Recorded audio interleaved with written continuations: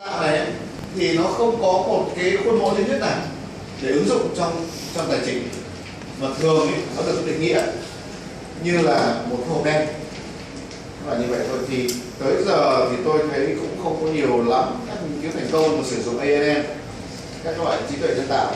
Thời gian gần đây thì tôi còn thấy bên viện toán John Gottman còn nghiên cứu về máy học tập, một công cụ nữa nó gọi là mạng machine learning, hiểu nhỉ? Trong việc là nghiên cứu về cái trình tự cái chuỗi số liệu thức trên thị trường tài chính, nhưng mà tôi thấy cũng không có thành công nhiều lắm trong cái phần đó, được không nhỉ? Thế cho nên là đây, nhưng mà dù sao nữa thì cũng là một cái cố gắng là người ta đưa các nghiên cứu của bên các ngành khoa học tự nhiên và toán và ứng dụng trong phần này.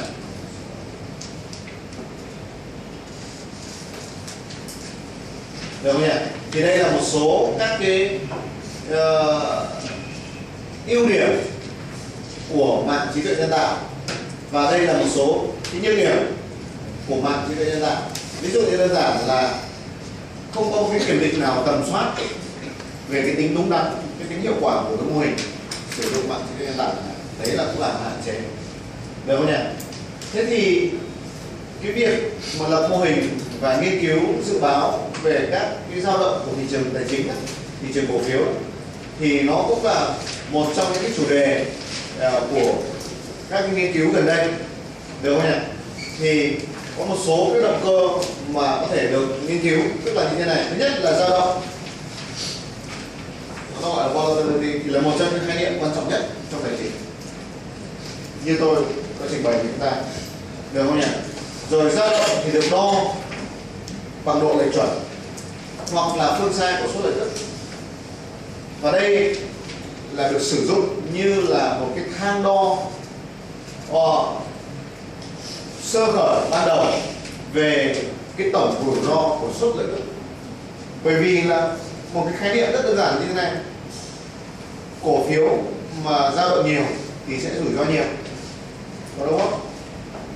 Cho nên là dẫn tới là cái phương sai độ lệch chuẩn lớn thì dao động sẽ lớn. Nó rất là trực quan trong cái nhận định này, ai cũng có thể nhìn thấy rõ về cái điều đó, được không nhỉ?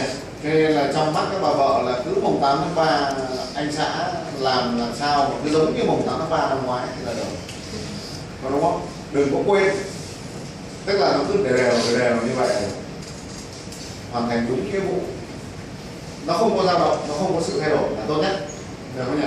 Phụ nữ họ rất sợ sự thay đổi, còn những ai mà em nào là em thích sự thay đổi thì có lẽ là họ không phù hợp với cả gia đình, lúc đó thì lại là hot girl rồi ngồi ở chỗ nào chỗ kia, chứ còn không ngồi trong mái nhà yên ấm, được không nhỉ? Không thể được. Cho nên là một cách trực quan là nhìn thấy cái sự dao động là đại diện trực tiếp, và bây giờ hầu hết tất cả các quỹ đầu tư thì đều xài phương sai của suất lợi tức của cổ phiếu để tính cái tổn thất dự kiến cho các cái cổ phiếu cũng như của quỹ của họ, đánh giá như vậy. Cho nên là các cái mô hình mà sử dụng một cái thang đo, một cái phương pháp nó gọi là value at risk, được không nhỉ?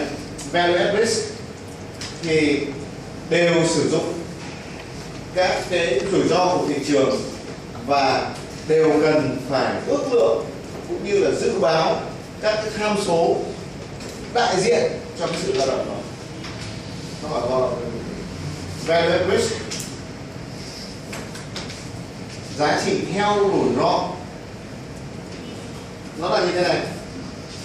Ví dụ như là tôi viết một cái đại lượng là VAA alpha của một cổ phiếu A nào đó, được không nhỉ? Thì nó sẽ bằng là QA cộng sigma A Z alpha là như thế này. Tức là cái này nó là cái gì? Cái này nó là cái ngưỡng này, alpha là cái phần đuôi này. Tôi viết lại. Bây giờ xóa hết những cái này đi, được không nhỉ? Thì alpha là giá trị đuôi này, ví dụ khoảng 5%. Được nhỉ? Cái này là suất lợi tức. Đây là ngưỡng.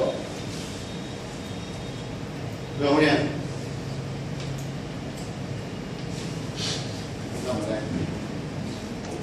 Tức là ở một cái khả năng là 5% suất lợi tức của một cổ phiếu nào đó nó có thể rơi vào khu vực này, và khu vực này thì nó đại diện cho gì nhỉ?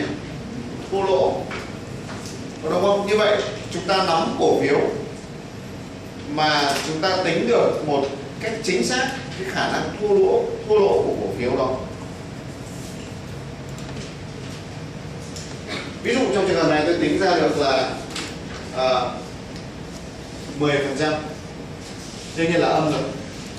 Như vậy là có một khả năng đọc ở đây là 5%, có một xác suất 5% là cái cổ phiếu A đó, ví dụ khi tôi nói vào ngày mai tại thời điểm T cộng 1, được không nhỉ?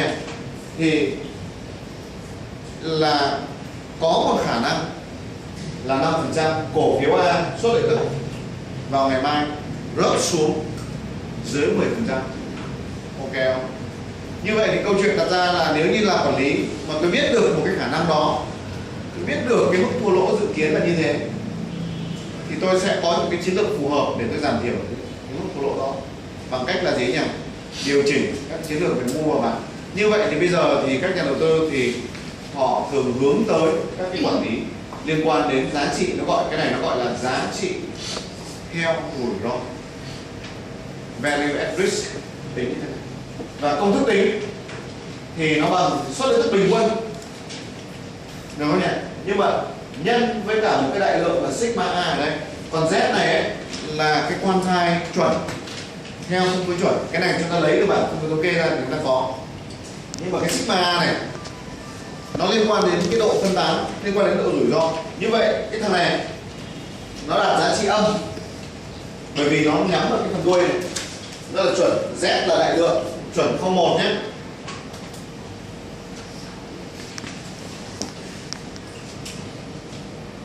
Z là phân phối chuẩn 01. Như vậy thì ví dụ như tôi lấy cái mức, tôi cho mức alpha, alpha là mức cho trước.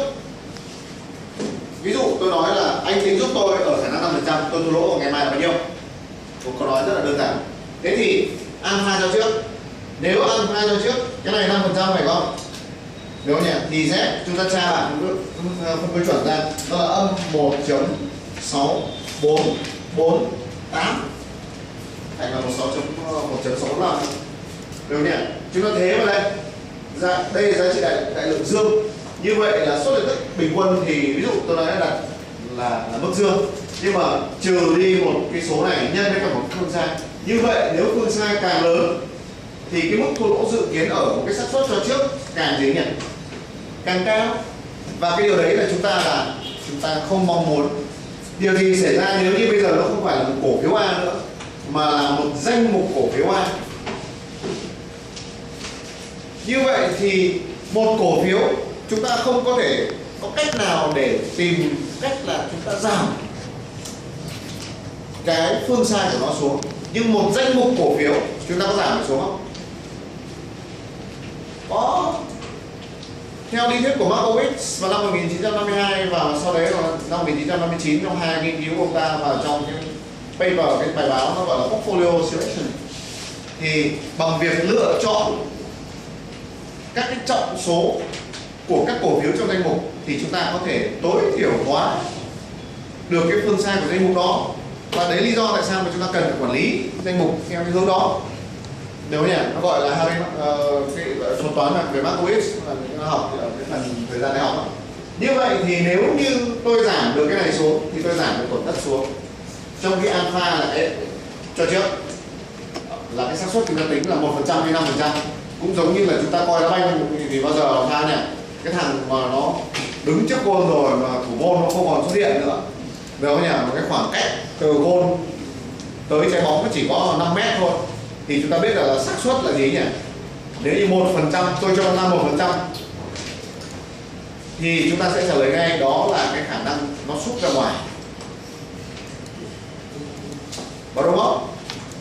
tức là cái xác suất để sút vào lưới là cực kỳ cao với một cái trình độ của một cầu thủ cái giải bóng đá chuyên nghiệp. Còn đương nhiên ở Việt Nam thì những cái xác suất đó nó có thể là không đúng, bởi vì là đằng sau lưng thằng cầu thủ đấy nó còn nhiều cái chuyện, ví dụ như là bán độ, như là cấu kết, là móc ngoặc, là ảnh hưởng đến đấy là vấn đề. Nhưng mà ở cái giải ngoại hạng Anh, tức là bản quyền nó bán trên toàn thế giới là hàng chục tỷ đô la, thì chắc chắn không bao giờ có chuyện đó.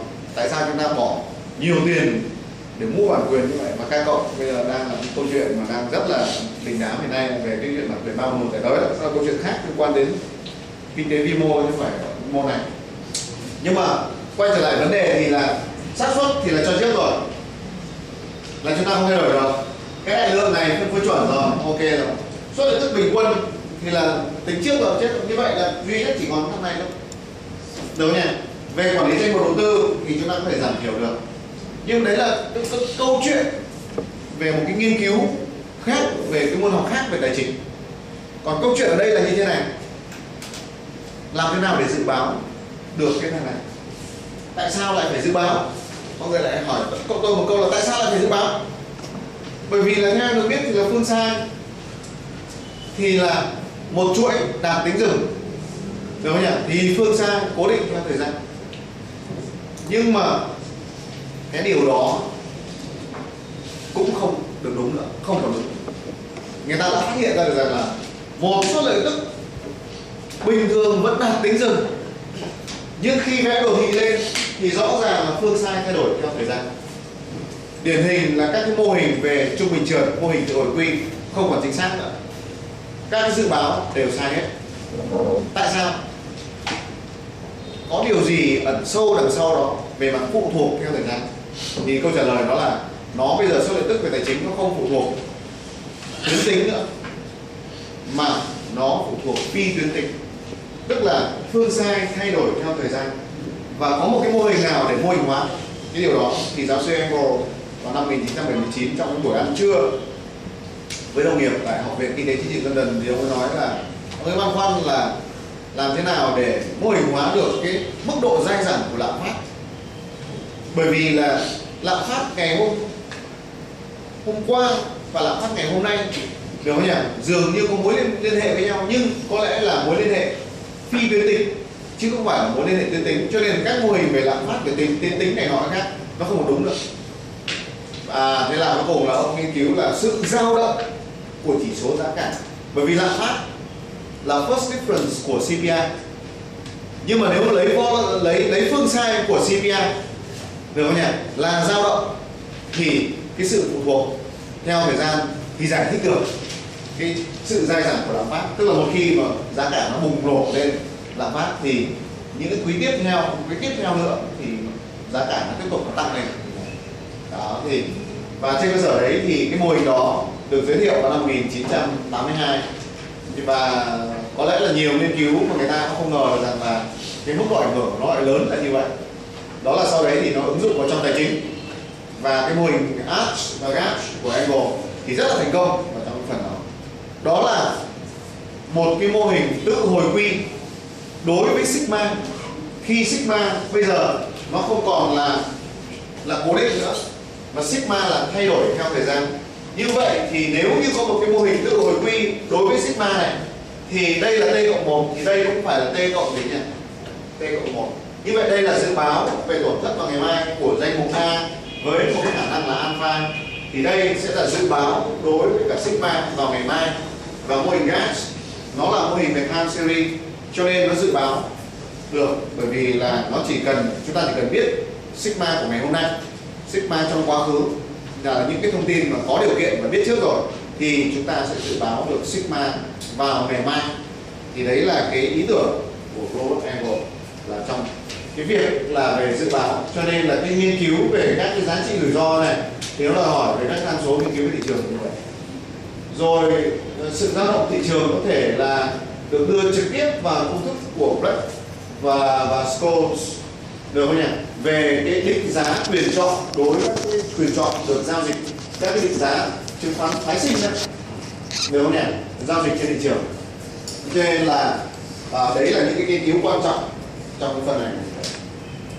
Thì trước hết là nghiên cứu về dao động quá khứ nó gọi historical volatility, được không nhỉ?